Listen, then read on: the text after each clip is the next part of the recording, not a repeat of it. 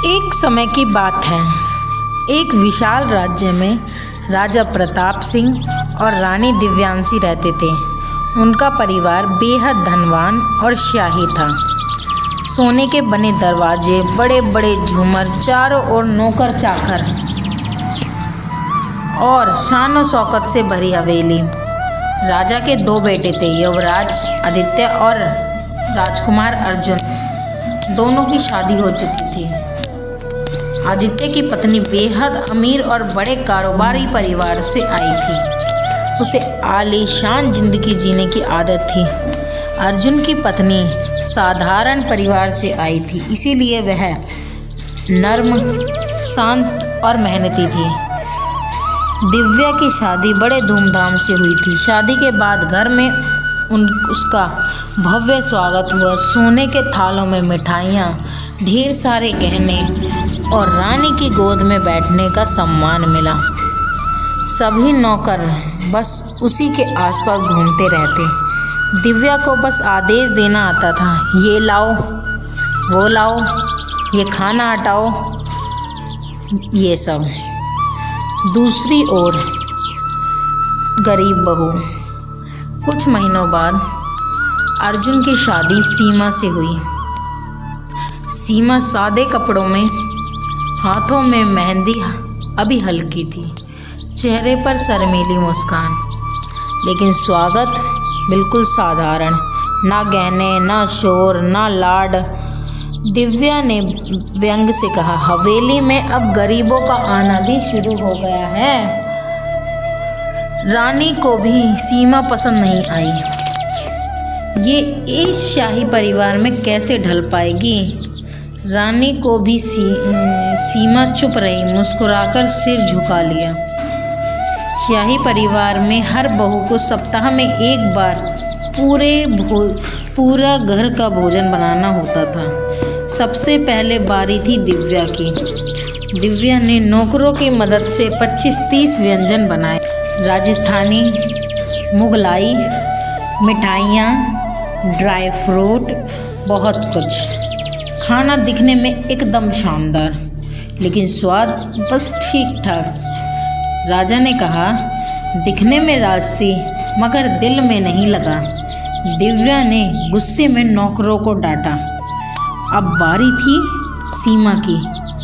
अगली सुबह बहुत जल्दी उठकर खुद ही रसोई संभाली।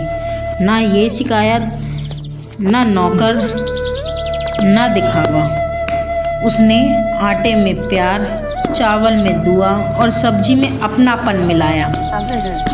खाना बहुत साधारण था, दाल, चावल, रोटी, सब्जी, रायता, खीर और सलाद। भोजन परोसते समय सीमा ने चुपचाप कहा, मैंने कोशिश की है, मगर कोई कमी हो तो बताइएगा। भोजन शुरू हुआ। पहला कोर खाते ही सब चौंक गए। राजा बोले, ये तो मन को छू रहा है जैसे घर की खुशबू हो। रानी की आंखें नम हो गई। ये खाना नहीं, अपनापन है। अर्जुन मुस्कुराता रहा और पहली बार सीमा के लिए तालियां बजी। दिव्या जलकर लाल हो गई। इतना कौन सा जादू मिला दिया इसने खाने में? सीमा की आवाज़ धीमी थी। मैं बस चाहती थी सब खुश रहें। दिव्या ने सीमा को नीचा दिखाने की पूरी कोशिश शुरू कर दी। कपड़ों पर ताने, काम में टोकना, दूसरों के सामने उसे शर्मिंदा करना। रानी भी शुरू में दिव्या की तरफ रहती थी, लेकिन धीरे धीरे हर सदस्य को महसूस हुआ कि सीमा में शाहीपन नहीं मगर इंसानियत भरपूर है। एक दिन बड़ी दावत थी। दिव्या ने फिर दिखावटी खाना बनाया, लेकिन आखिरी समय में खतरा, मिठाई खराब हो गई। सब घबरा गए। प्रतिष्ठा दांव पर थी।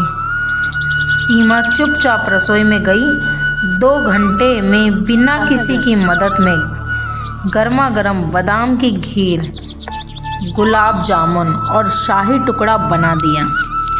दावत में सबने उसकी तारीफ की। आज तक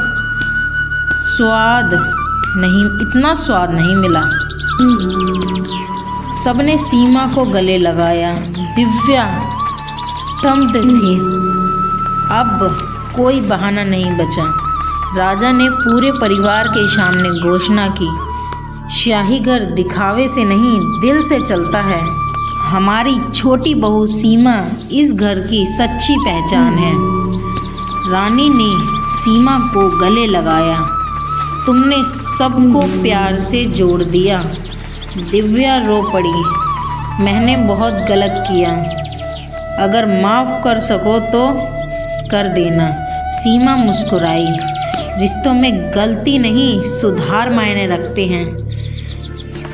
दोनों बहुएं अब मिलकर खाना बनाती हैं। दिव्या शाही अंदाज लाती है, सीमा प्यार लाती है और हवेली फिर से हंसी खुशी से